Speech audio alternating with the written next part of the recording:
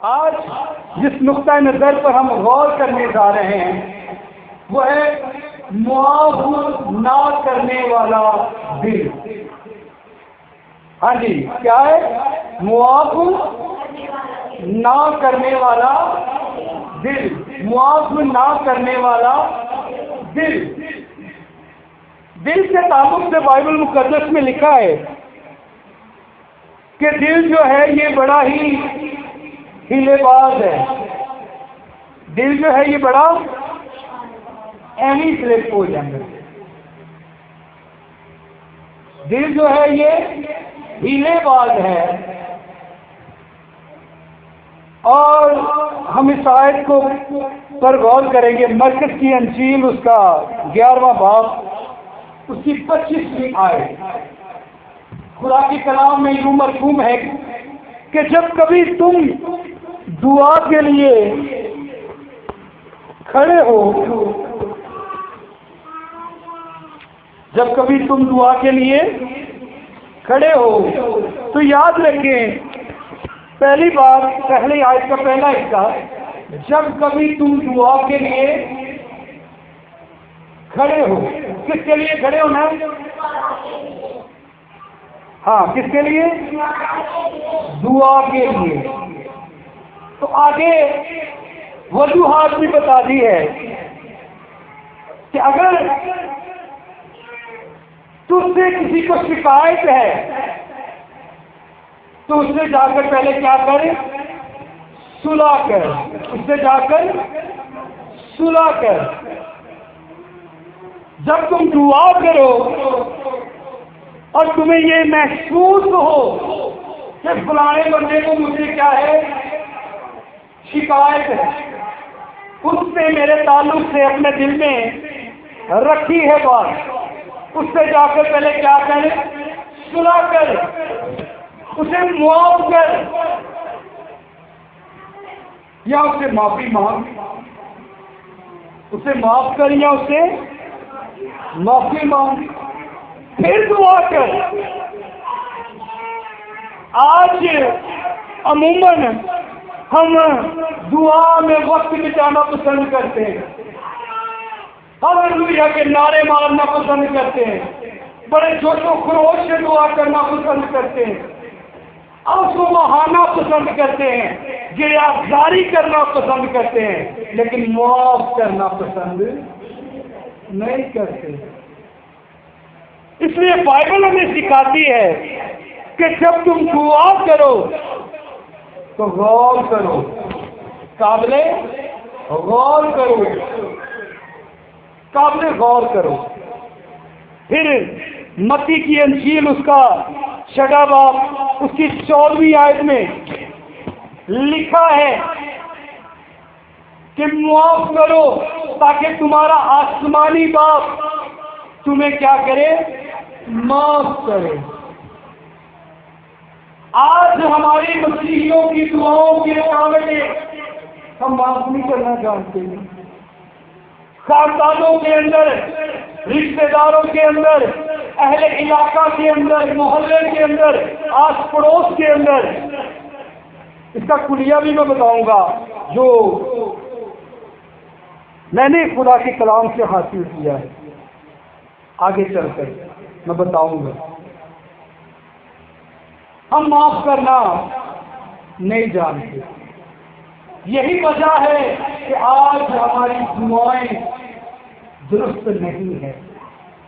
आज हमारी दुआएं, हाँ मिलके, आज हमारी दुआएं दुरुस्त ना होने की वजह हमारे दिलों के अंदर बुग़्ज़ है, नफरतें हैं, तकब्बुर है, और इस कदर इसमें रच चुके हैं, फंस चुके हैं कि दुआएं महज अल्फाजों का गुच्छा है, महज अल्फाजों का गुच्छा है, इससे आगे वो कुछ नहीं है।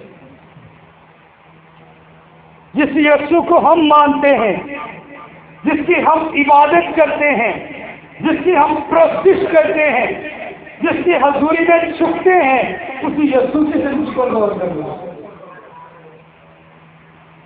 बादशाहों का बादशाह था, लेकिन दुख उसकी जिंदगी में कम थे। क्या कुछ नहीं आज जैसे कहने उन्हें मेरे खिलाफ भी की थी, गल की थी यीशु के खिलाफ किनिया गल्लां हुई कि नहीं? हालेलुया। यीशु के खिलाफ किनिया गल्लां हुई, बहुत ज्यादा हुई बातें, बहुत ज्यादा बातें की गई। उसने क्या कहा? खुदा यीशु मसीह पर मुकदमा दिया गया, एक नहीं दो किए गए। शायद किसी को याद हो, मैं सिखा चुका हूं ये मुकदमे किए गए। खुदा यीशु मसीह को दाढ़ी को नोचा गया, उसे नामदान दी गई, ना हक कहा गया। सोचो जे ये गल मेरे नाल कीती गई हुंदी या तुहाडे नाल कीती गई हुंदी, फिर अभी कहना कि खैर जो तेन हुणे दसदे खैर जो तेन हुणे जरा दिलेरी ना तेन हुणे एक कौन हुंदा है जरा मैनू हाँ खुदा ने यीशु मसीह ने ये कहा है, यीशु मसीह ने ये कहा है,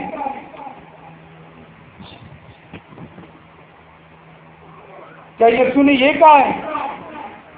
यीशु मसीह ने कहा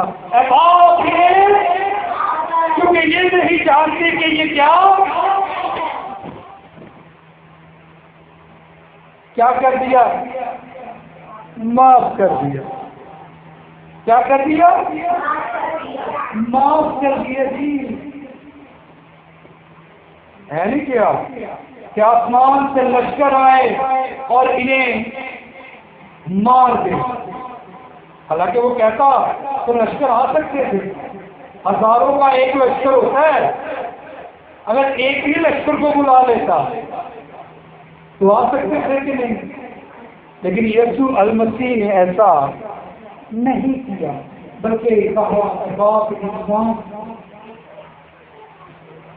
आज वही माफी का दर्द हमें भी मिला है। हमारे यहाँ पर ये एक मसला है, अगर हम एक मरतबा माफ करते ना तो गंदा बंदा रहेगा वो बंदा। लेकिन इसका भी एक कुरिया मैंने सोच रखा है, इसका भी लब्बे लुबाब है। अगर आप आज किसी को माफ करते हैं, हो सकता है कि किसी ने आपके साथ बड़ी नाइंसाफी की हो, ज्यादती की हो, आपके नाम को बदनाम करने की कोशिश की हो, आपके इज्जत को ठेस पहुंचाने की कोशिश की हो, आप माफ करें आप। लेकिन बंदा फिर भी बाजना ना आए, फिर माफ करे और किनारा करे। हाँ, माफ करें और किनारा करने से बुरा। तुम देखते हो ना, बंदा इस राह पे आ रहा है, राह अपनी बदल, इससे होगा क्या? वो बंदा ये सोचेगा देखा मेरे को देख के डर गया। वो बंदा क्या सोचेगा? मैनू वेख के। हकीकत में आप वाकई डरे हैं, लेकिन आपने जो हुक्म खुदा का माना है, उस हुक्म की बेअदूली बाद में फिर नहीं करेंगे। उस शख्स के साथ जिसे आप माफ करते हैं और वो अपनी हरकतों से बाहर अगर नहीं आता, तो उससे किनारा करना शुरू कर, उससे दूरी बना दे और फिर आप दुआ करना शुरू करें। देखें दुआओं का दुआ करना।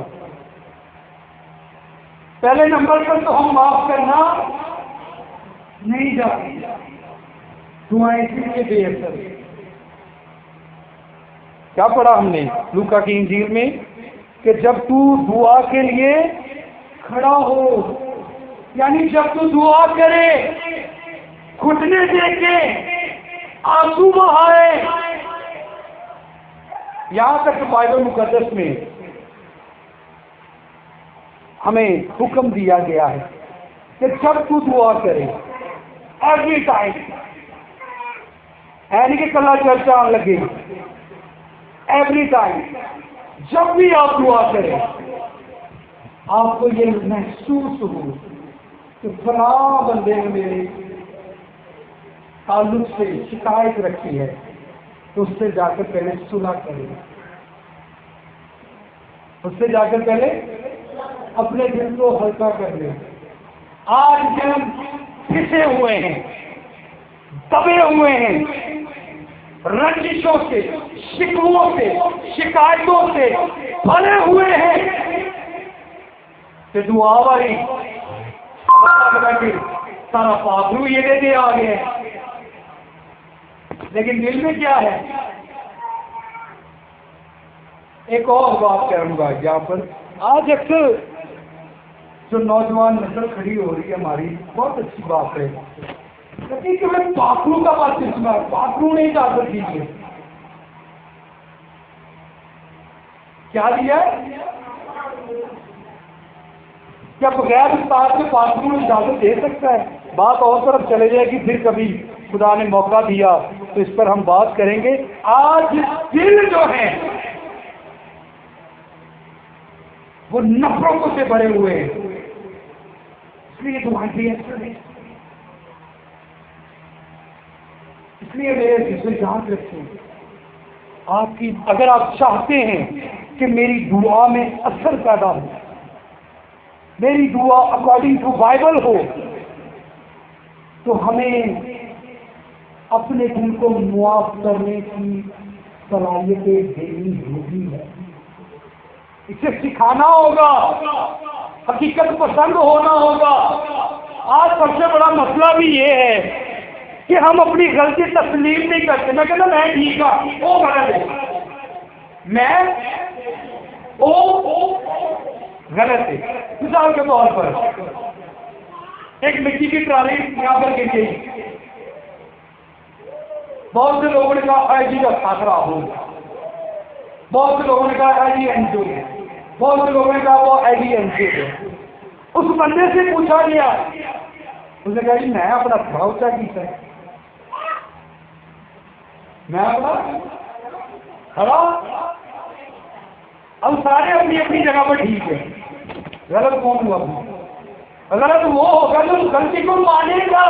ये बात हम तस्लीम करने के शायद अभी काबिल नहीं हुए,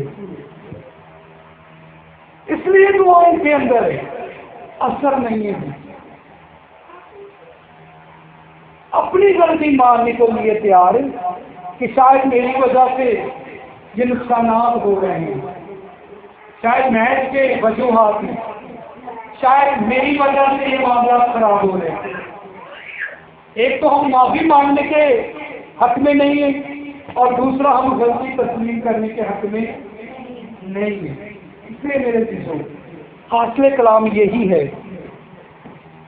कि माफ करना सीखें और अपनी गलती को मानना सीखें। आमीन, हालेलुया। आइए अपने स्वरों को झुकाएं और खुदा की